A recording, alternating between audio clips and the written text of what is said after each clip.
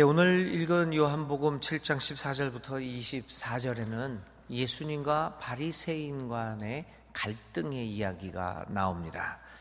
예수님은 예루살렘을 3번 올라갔다라고 생각을 합니다.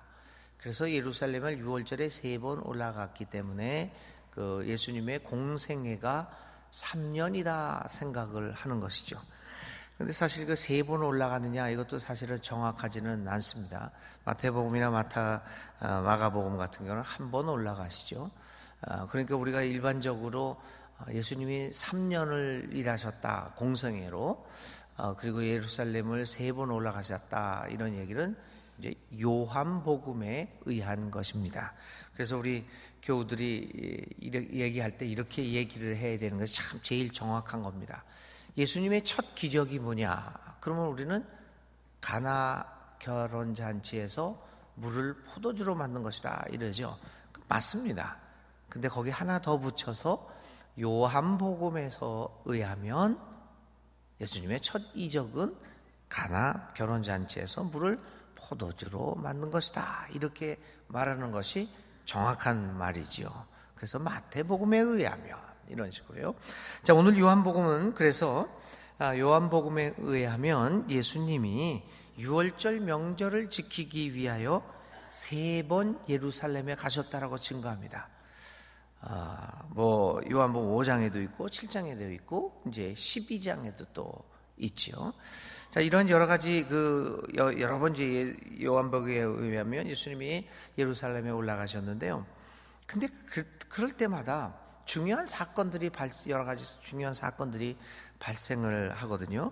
그 중에 하나가 그 중에 끊임없이 나오고 있는 사건이 이 바리새인들과 예수님과의 싸움입니다. 늘 다툼이 있는 거죠. 토론이 있고 다툼이 있고. 그래서 바리새인들은 예수님을 향해서 이렇게 그 음모를 꾸미게 되는 계기를 마련합니다. 오늘의 성경 본문에서도 여지없이 유대인들과 예수님이 대립하고 충돌하는 것이 아주 자세하게 나타납니다. 그런데 왜 예수님은 바리새인들과 그렇게 충돌을 했을까? 또 바리새인들은 왜 예수님을 그렇게 못마땅하게 생각했을까라고 하는 것이죠. 그 이유가 어디에 있습니까?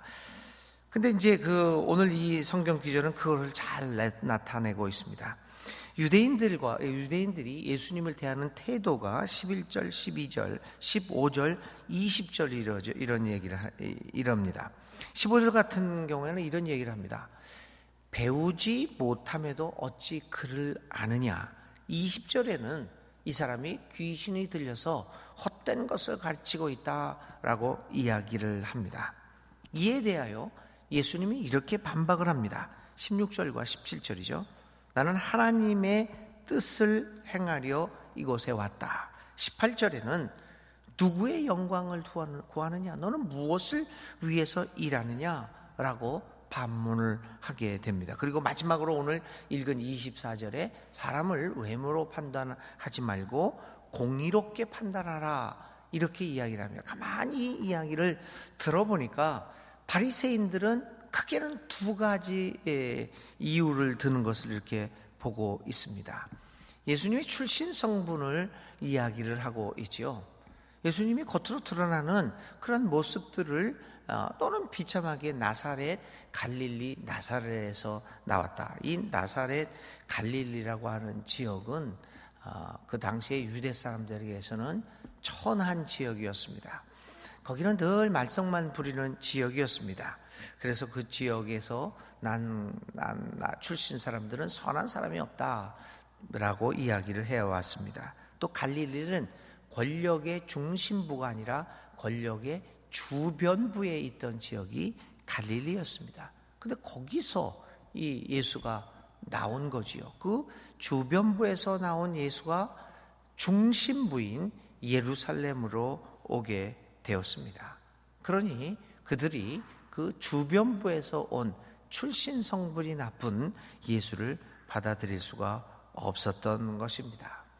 두 번째는 바리새인들은 자신들의 기득권과 자신들의 전통을 공격하는, 그리고 그 전통을 뒤흔드는 예수를 그대로 받아들일 수가 없었습니다. 요즘 말로 하면 체제의 위협을 강하는 사람이었습니다.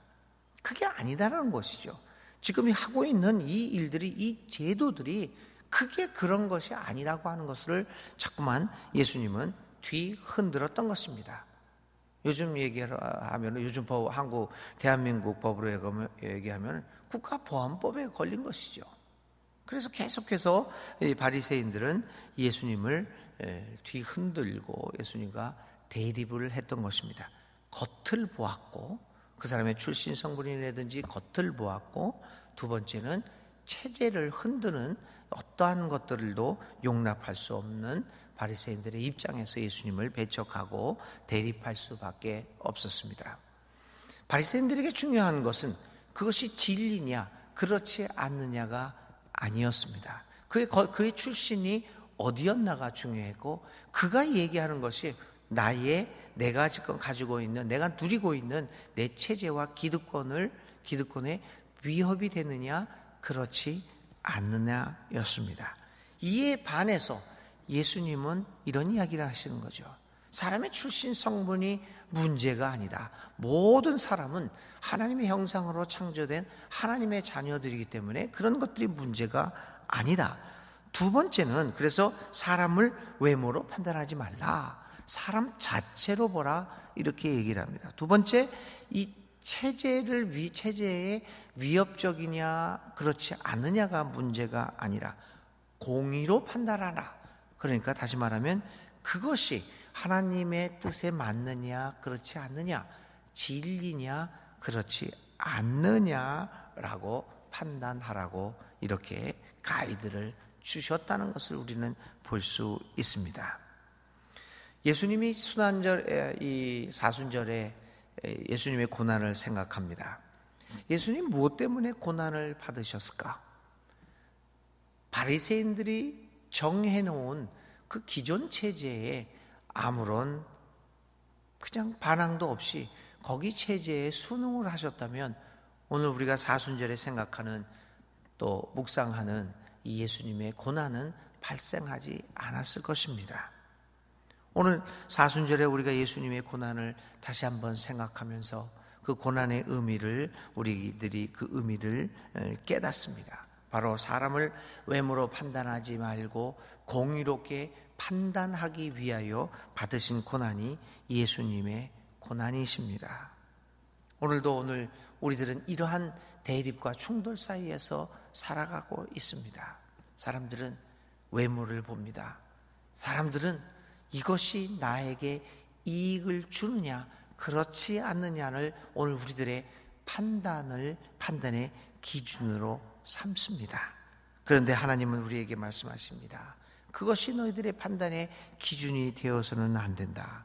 외모로 판단하지 말고 하나님의 자녀임을 다 인정하고, 무엇보다도 예수님의 뜻이냐, 성경의 말씀이냐, 진리냐, 그렇지 않느냐를 가지고 판단하라라고 이야기하고 있습니다.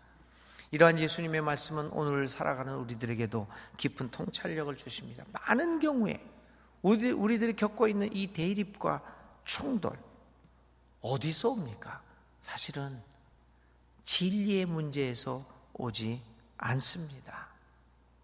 나에게 이익을 주느냐, 내가 가지고 있는 이 위치를, 기득권을 해하느냐 그렇지 않느냐에 오늘 우리들의 갈등의 대부분이 오지 않습니까?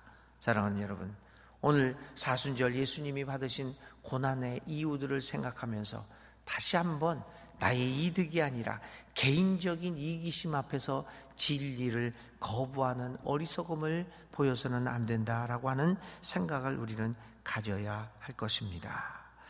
17절에 이제 마지막으로요, 오늘 우리가 생각할 것은 예수님이 그렇게 바리새인 자신에게 도전하는 바리새인들의 말에 이야기를 합니다.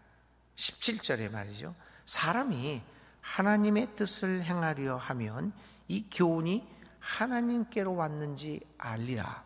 다시 말하면 하나님의 뜻이 무엇인지를 압니까? 어떻게 압니까? 그것은 자신의 행실을 통해서 하나님의 뜻이 무엇인지를 알게 된다라고 하는 이야기를 합니다.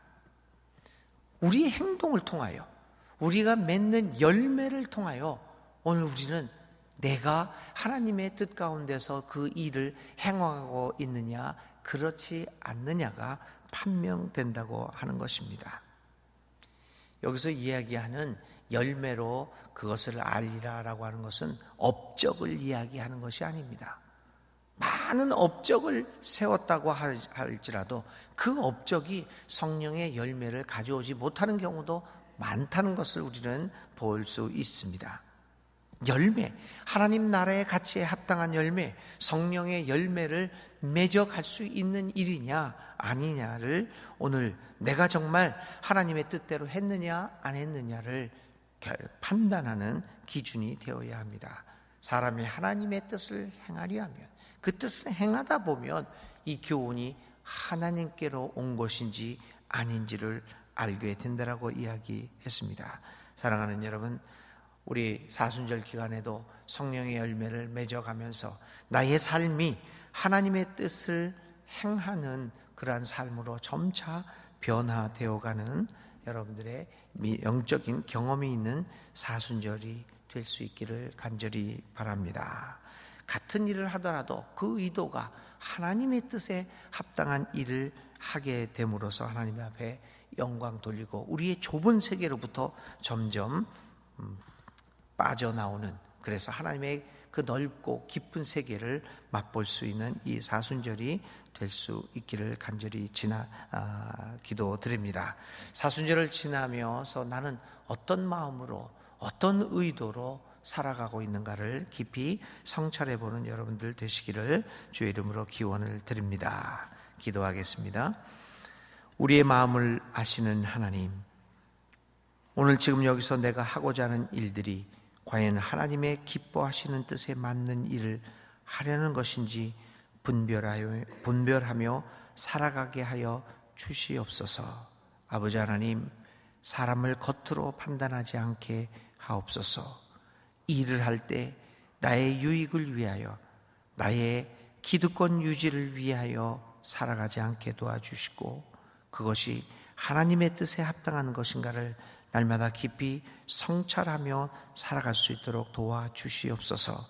그것이 주의 뜻에 맞고 성령의 열매를 맺어가는 하나님의 뜻을 이루는 것이라고 한다면, 비록 나의 기득권을 위협하고 바꾸게 만들지라도 그 뜻을 따라 행할 수 있는 믿음의 식구들이 다 되게 하여 주시옵소서. 예수님의 이름으로 간절히 기도를 드립니다. 아멘. 오늘의 실천입니다. 오늘 하루 활동할 것을 한번 목록을 만들어 보고요. 이것이 과연 누구의 뜻을 이루고 있는지를 한번 진지하게 한번 성찰해 봅시다. 오늘 할 일들을 몇 가지 한번 나열해 보고 그것이 누구의 뜻을 이루는 것인가, 정말 하나님의 뜻과 일치되는 것인가를 한번 솔직하게 한번 성찰해 볼 수 있는 여러분들, 오늘 하루에 실천을 할 수 있는 여러분들 되시기를 바랍니다. 주님이 가르쳐 주신 기도드립니다. 하늘에 계신 우리 아버지, 아버지 이름을 거룩하게 하시며 아버지의 나라가 오게 하시며 아버지의 뜻이 하늘에서와 같이 이 땅에서도 이루어지게 하소서.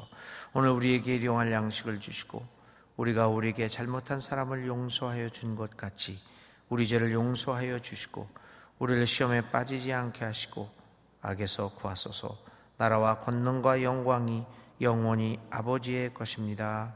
아멘. 아멘.